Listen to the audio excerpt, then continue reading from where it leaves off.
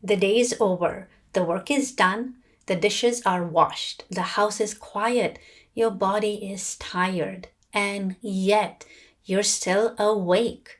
Maybe you've climbed into bed, maybe you've even turned out the lights, but somehow, instead of drifting off to sleep, you find yourself reaching for your phone. Watching one more video, reading one more article, scrolling just a little longer. Not because you're full of energy, not because you aren't tired. In fact, sometimes the more tired we are, the harder it seems to stop. I've noticed this in my own life. There are evenings when my body is clearly ready for sleep. I know it. I can feel it. And yet a thought appears. It's still early. I should stay up a little longer. I finally have some time for myself. So I pick up my tablet, not because there's something important I need to do, but because part of me doesn't want the day to end. And before I know it, I spend the next hour scrolling through things I won't remember the next morning. Then I go to sleep later than I intended, and I wake up feeling less rested than I could have. It's interesting, isn't it? The body was ready. The body already knew what I needed, but I wasn't listening. Today, people talk a lot about sleep hygiene, screen time, and healthy bedtime habits. And those things certainly matter. But long before those conversations existed, traditional Reiki practitioners were paying attention to something equally important: our ability to let go of the day, to stop caring, to stop doing, to stop solving, and simply rest. So today, I'd like to explore what traditional Reiki understands about sleep, why so many of us struggle to switch off at night, and how learning to return to ourselves may be one of the most important steps toward genuine rest.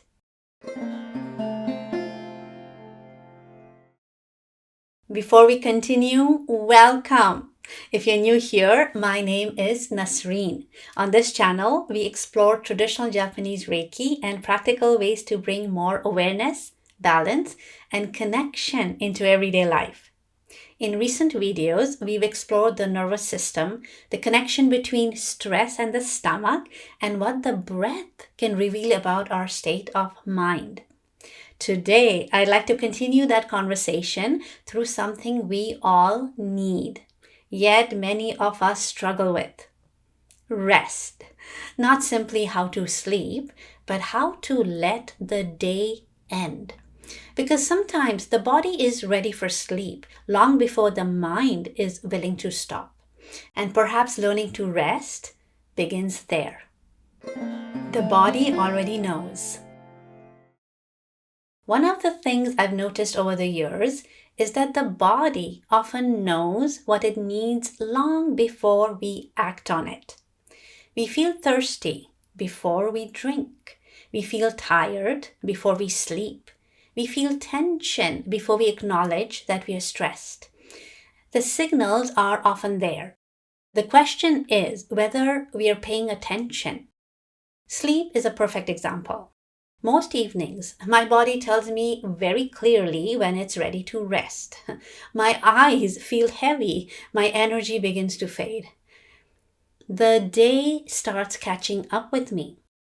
And if I simply listen, something remarkable happens.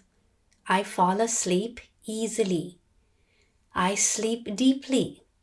And I wake up feeling refreshed. But there are other evenings when I know I'm tired. I know I could go to sleep. And yet a different thought appears. It's still early. I finally have some time to myself. Maybe I'll just watch one thing, or scroll through a few posts, or read a little longer. Not because I'm energized, not because I have something important to do, but because part of me isn't quite ready to let the day end. It's interesting when you begin to notice that. The body is asking for rest, but the mind is asking for one more experience, one more video, one more article, one more scroll, one more moment.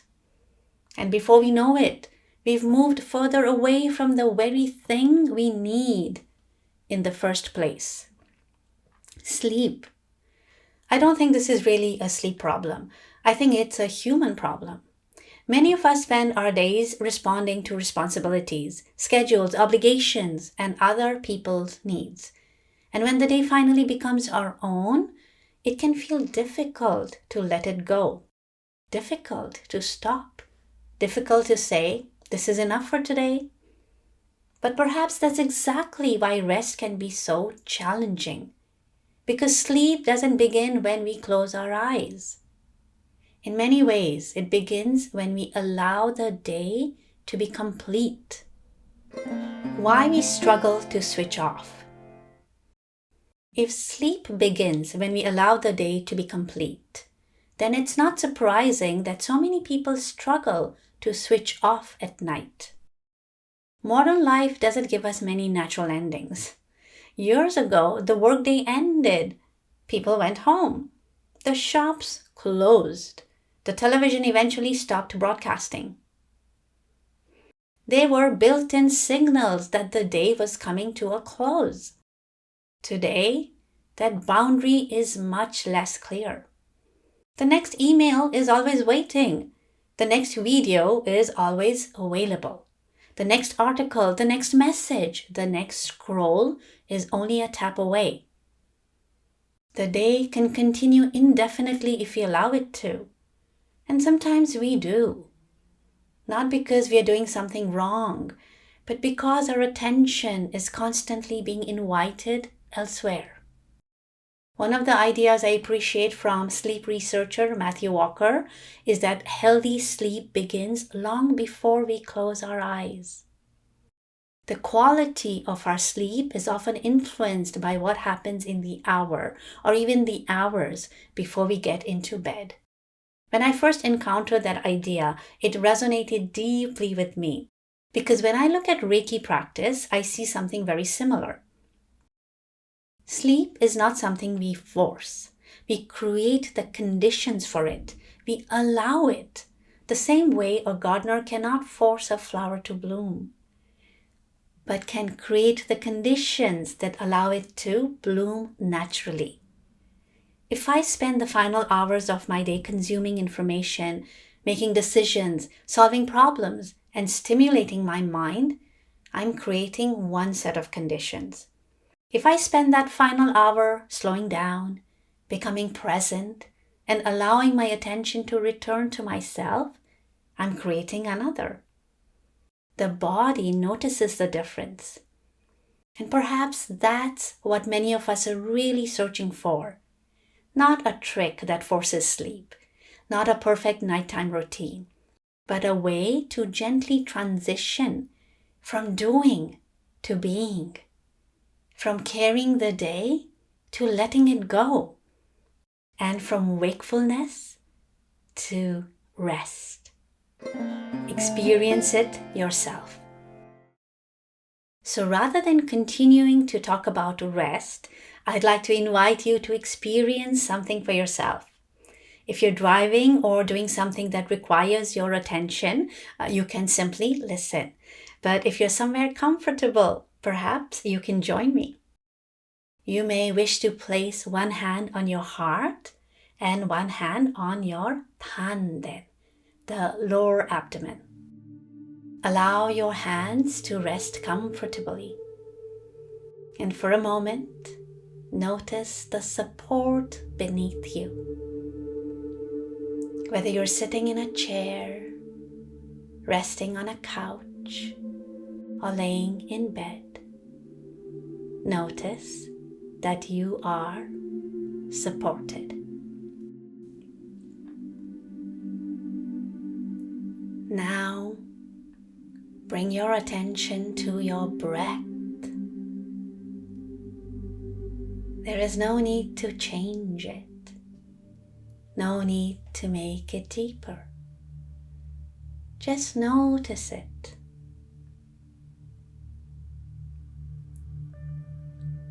Notice the rise and fall beneath your hands, the gentle movement of the body,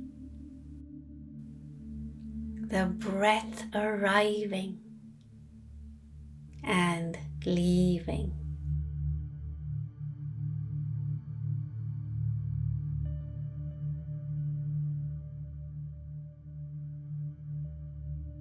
For the next few moments, allow yourself to set the day down. Not because everything is finished, but because this moment belongs to you. The emails can wait. The conversations can wait. The decisions can wait.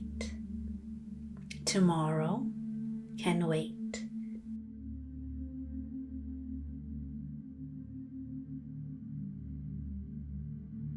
Allow your awareness to rest beneath your hands. One hand on the heart, a place we often experience emotions, connection, and care. One hand on the Tanden, the body's energetic center.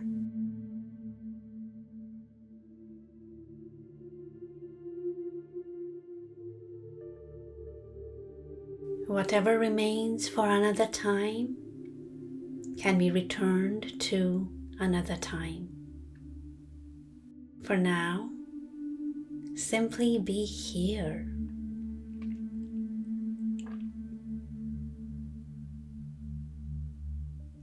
Notice that you are breathing. Notice that you are supported. Notice that this moment is complete. This day has been enough, exactly as it is. You can give yourself permission to rest. For the next few breaths, simply allow yourself to be here, breathing naturally, resting naturally, receiving this moment just as it is.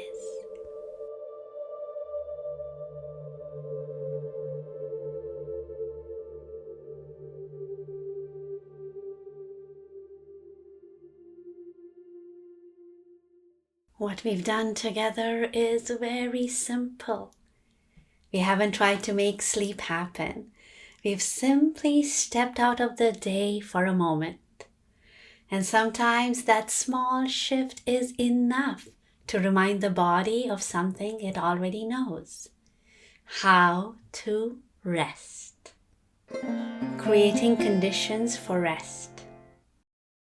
So how do we create the conditions for rest? Not perfect conditions, not ideal conditions, just supportive conditions. One of the ideas I appreciate from sleep researcher Matthew Walker is that sleep begins long before we close our eyes. And when I look at Reiki practice, I see something very similar. The final hours of the day matters. The way we spend that time matters. The attention we give ourselves matters, because we are gradually preparing the body for rest. One of the simplest things we can do is begin creating a transition between the day and the night. A moment when we intentionally slow down. A moment when we stop consuming, stop planning, stop solving, and simply return to ourselves. Earlier in this video, we placed one hand on the heart and one hand on the Tanden. You may wish to return to that practice in the evening. Perhaps while sitting on the edge of your bed, perhaps lying down before sleep, or perhaps as the final thing you do before turning out the lights. Not to make sleep happen, simply as a way of stepping out of the day, a way of telling the body, it's okay, you can rest now. I've noticed that on evenings when I listen to my body and allow myself to wind down, sleep tends to come naturally. And on evenings when I keep searching for one more thing to watch, one more thing to read, one more thing to do, the transition becomes more difficult. Not because I've done something wrong, but because I've continued asking my mind to stay engaged when my body is already asking for rest. The body thrives on rhythm, regular sleep times, moments of quiet, small rituals that signal the day is coming to a close. These things may seem simple, and perhaps they are, but simple doesn't mean insignificant. Often it's the small things we do consistently that have the greatest impact over time. Not because they force sleep, but because they create the conditions in which sleep can arrive naturally. And that's an important distinction. Sleep isn't something we achieve, it's something we allow. Sleep isn't something we force. Over the years, I've had many conversations with students about sleep. One student in particular comes to mind. She had immigrated to Canada and was going through a significant period of adjustment and change. Like many people experiencing stress and uncertainty, she found it difficult to fall asleep. At times, she relied on medication to help her rest. As she continued her Reiki practice, something interesting began to happen. Not overnight, not all at once, but gradually.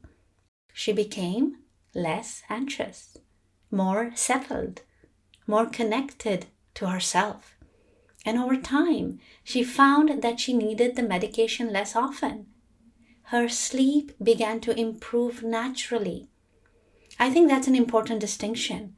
Reiki didn't teach her how to sleep. The body already knew how to sleep. What changed was her relationship with herself, her relationship with stress, her relationship with rest.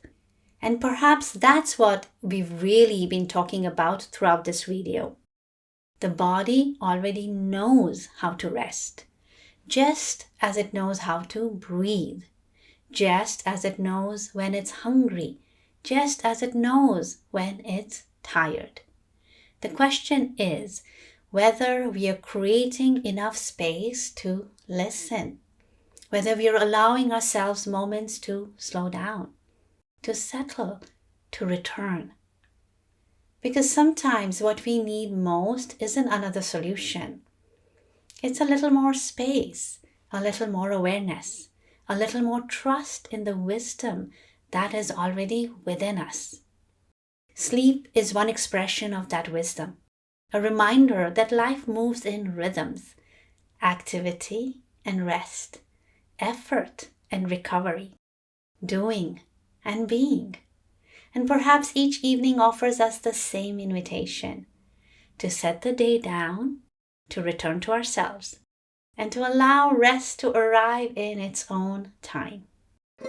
So let's return to where we began.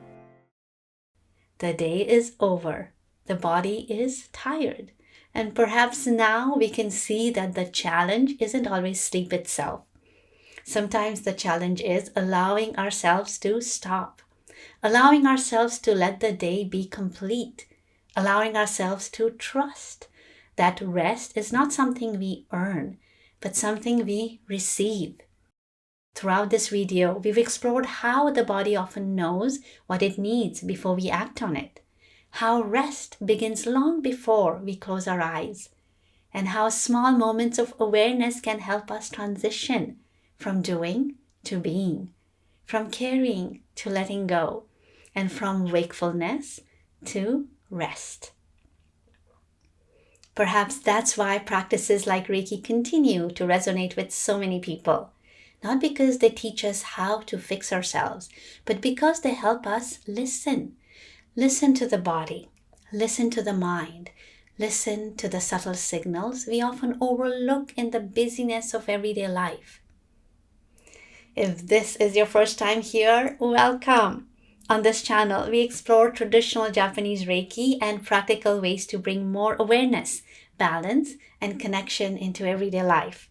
At the Japan Reiki Association, we teach Reiki not simply as a healing technique, but as a lifelong practice of self-awareness, a practice of learning how to return to yourself again and again, through self-healing, through meditation, through daily practice, and through the simple act of paying attention.